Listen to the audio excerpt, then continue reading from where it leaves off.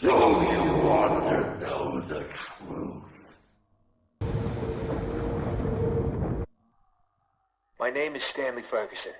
I was a guard at Alcatraz from 1933 to 1942. Today, I'm going to give you some insight into one of the more interesting tales from the prison's history. Over the decades, Alcatraz has seen more than its fair share of daring escape attempts.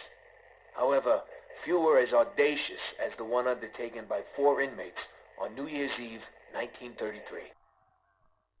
Thought to be the brainchild of an inmate by the name of Albert Arlington, the outrageous scheme was as unlikely as its mastermind. It's believed that Arlington, aka the Weasel, somehow convinced 3 other inmates that he had devised a foolproof plan to escape the rock.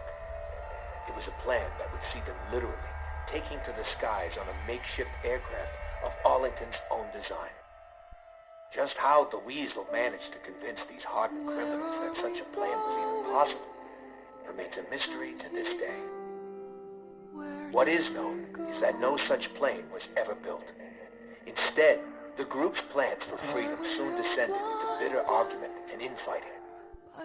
With the plan falling apart, anger and frustration would ultimately lead to a brutal altercation between the misguided Arlington and his former co-conspirators.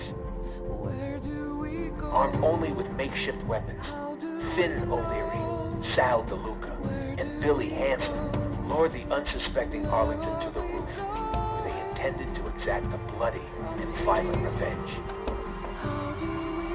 And so it was here, beneath the dark and stormy winter skies, that the hapless Arlington met his grisly end, bleeding to death on the cold concrete roof.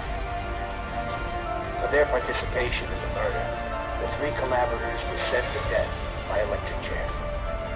Justice came swiftly. On the morning of January 19, 1934, the execution order was carried out.